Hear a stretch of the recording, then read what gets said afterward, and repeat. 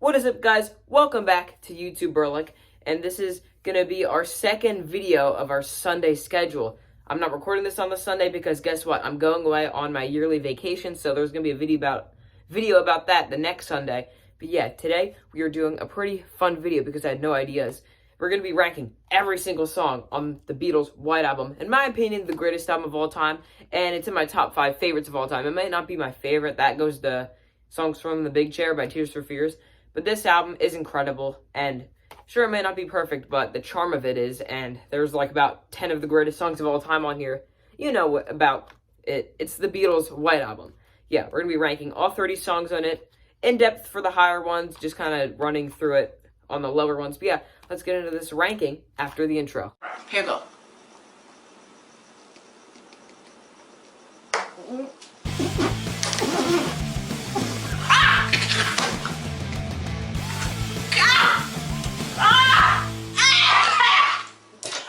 Alright guys, so that was the intro, and here's how the ranking is going to work. So again, the Beatles White Album, why can't I say it?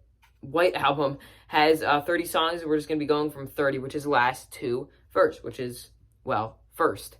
And, yeah, very amazing album. I'm ready to get into it, so here we go. My least favorite song on the White Album is, pretty easily, Wild Honey Pie, coming in here at number 30. Yeah, it's pretty much an interlude, and it's kind of garbage, but it's also kind of fun. You know, I don't hate this song. I would hate it if it was an actual song, but since it's so short, I'm like, whatever. It's fun, you know? That's kind of all I have to say about it. Yeah, you know, Wild Honey Pie. It's wild, that's for sure. Look at these legends. Incredible. But yeah, coming in here at number 29, we have Revolution 9. Now, this song I kind of hate, but, it's interesting, at least. It is interesting.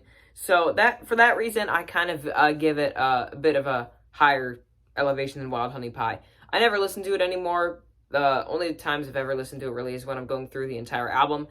Overall, I think it's really stupid, which sucks. I guess it made sense back at the time that the Beatles did not put their singles on the albums, but which sucks is that you realize if they did that, and later on George Martin would say that, yeah, it was a big mistake that they didn't put their singles on their albums. But back in the day, I guess it was actually really nice of them because they felt like they were ripping off their fans.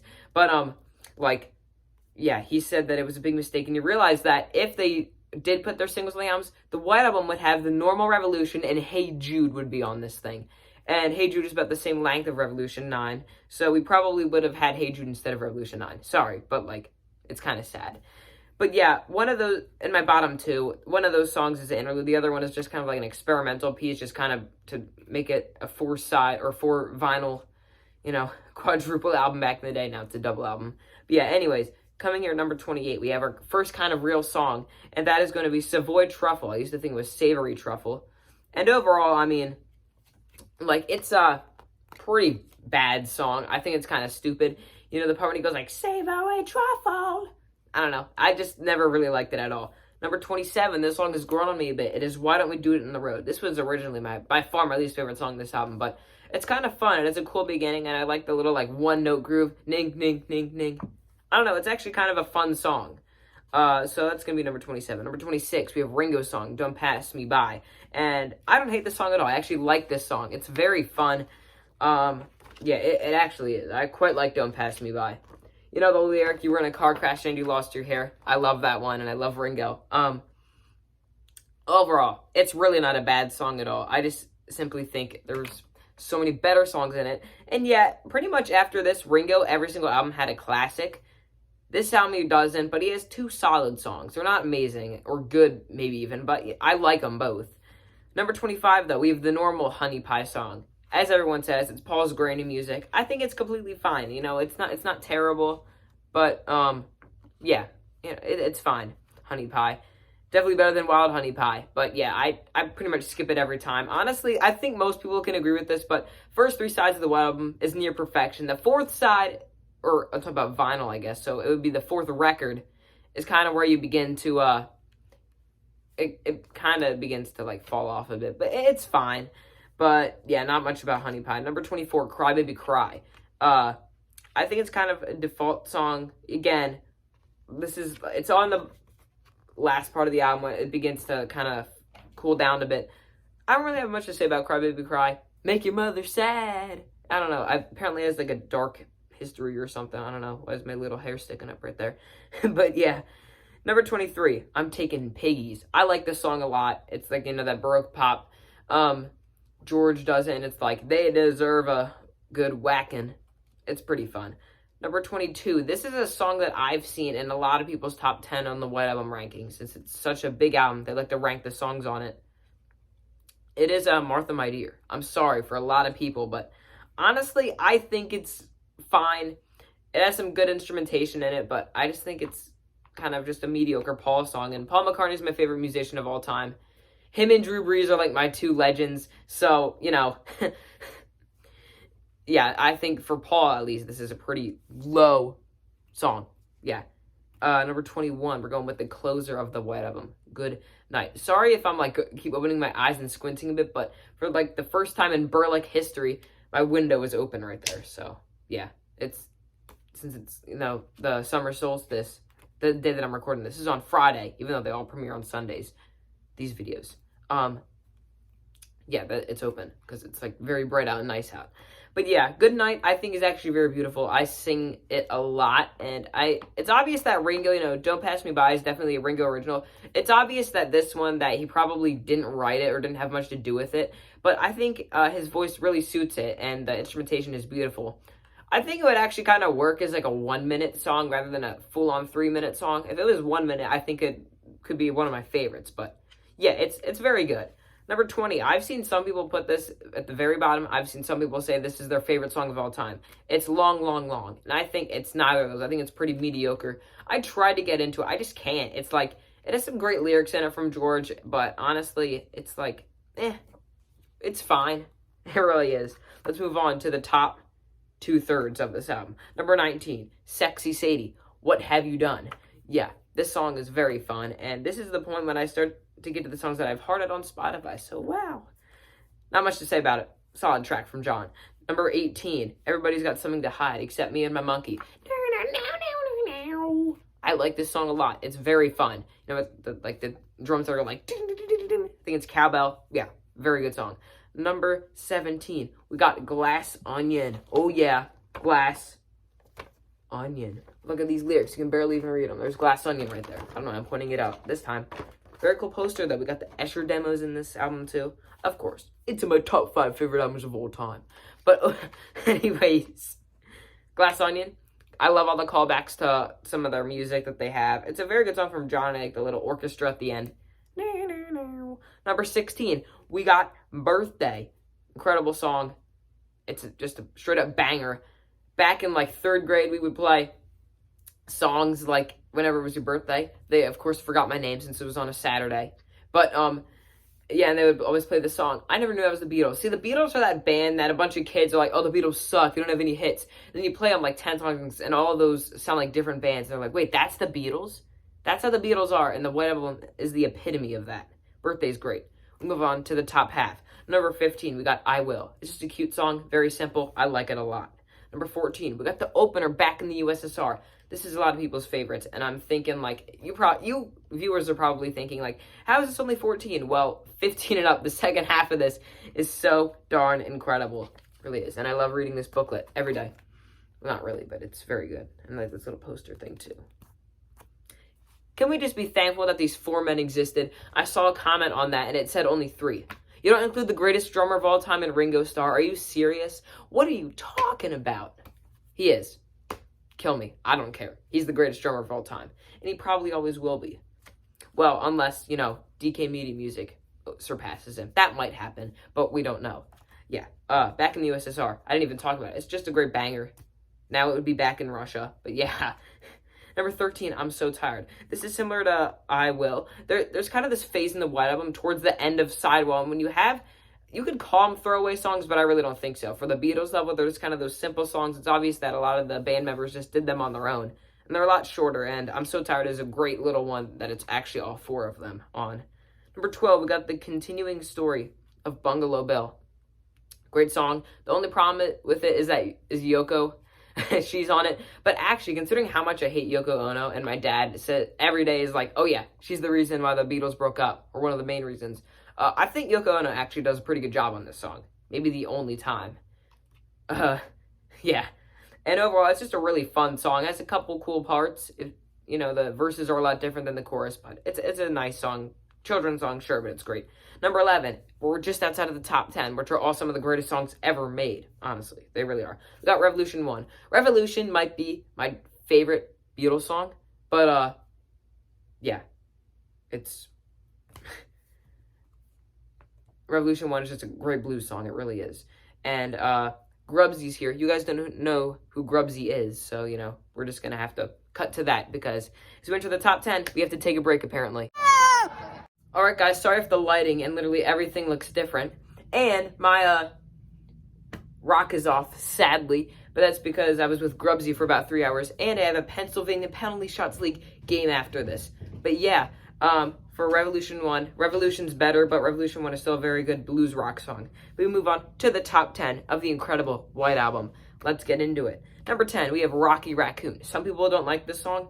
I personally love it, and overall, I like how Paul McCartney talks like a southern man or something. He just sounds drunk, and it's just a super fun track. Kind of a cool story as well, and gets a lot more fun at the end. In the beginning, it's kind of like more serious. I really like it. Number 9, Obla Di Obla Da. Na na na na na. Very fun song. Some people hate it. I love it, and it is right here. I know, it's crazy, but yeah. The White Album, this is an incredible little thing. Of course, you get the 2 CDs, but you also get Escher demos, lyrics, poster, a book. Like, look at this. It's a full-on book. Gotta love it, yeah. Oblidi Blada, sure, it has like a dumb story with like John or someone banging the piano while drunk, and some people don't like the bass line. I love everything about the song, and I think it's super fun. Yeah, move on to number 8. As I said, the top 10 is all some of the greatest songs ever made. Number 8, though, this is a very underrated song that I really love. It's Your Blues. This is just overall, well, guess what? It's a blues song. Arguably up there for some of the first metal songs. I think Helter Skelter is the first metal song, but this song is darn near close to getting metal at times. Really just a rocky, blues rock like that, and I think it has some really cool lyrics in it, and it gets faster in some parts, which is really cool. Number 7, this track is actually right after Your Blues. It's Mother Nature's Son. Really beautiful song, kind of similar to Blackbird at the beginning with it just being Paul and being the guitar, but it's a bit longer, and there's also, the horns and the strings that come in, and it's a really pretty song. But that song, yeah, Your Blues, Mother Nature's Son are really underrated. And number 6 is another super underrated song, one that fell under my radar for a long time, but I've absolutely got into it for over about the past 6 months, and that is Julia, written about John's mom. Julia is one of my favorite songs of all time, and it is just outside of the top 5 White Album songs for me. Really beautiful track. I sing it a lot. Julia. Really beautiful. It's heartfelt, the lyrics are great, and it's super calming, and just absolutely love it. But it's just short of the top 5, because these top 5 songs are all some of the most iconic and innovative songs ever made. At number 5, we have the first ever progressive rock song. Happiness is a Warm Gun. It's an absolute trip of a song by John Lennon. Great all around. Every single part of it is good. And honestly, there's nothing bad to say about it. It's Happiness is a Warm Gun. I think it was originally kind of a deep cut, but it's certainly gotten pretty popular of late. It has 3, yeah, sure, for a prog rock song, it's not very long. It's not even 3 minutes, but it has a bunch of its, own parts and some great harmonies too. Number 4, I feel bad leaving this out of the big 3, but hey, it makes my White Album Mount Rushmore. That's the first ever heavy metal song. Helter Skelter. What do you have to say about it? Paul has an incredible performance on here. Ringo kills it on the drums, and the entire band is on it, and it's just an elite metal track. I love how it fades out, fades back in, fades out again. I got blisters on my fingers. Wah! What a great song. Did you hear that in the background? Yeah. So, number 3.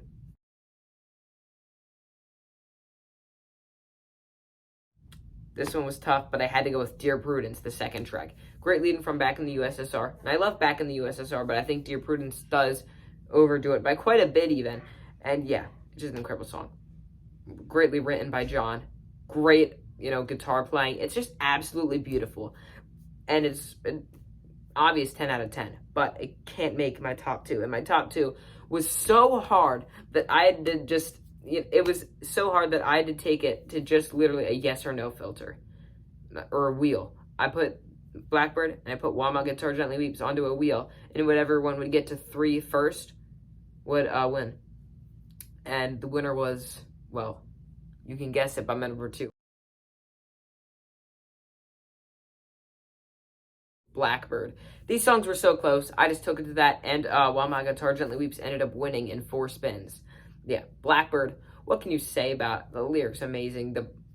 How it's about, politics, and people don't realize that, but actually everyone knows it now. It's literally just Paul singing with a guitar, an acoustic guitar, and him tapping his foot, and it's perfect. The Blackbird noises at the end, too.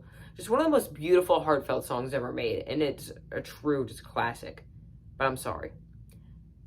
George, yes, might have began as being kind of like the least important band member, I'd argue, at the beginning of the band, to having the crowning achievement of the Beatles' discography.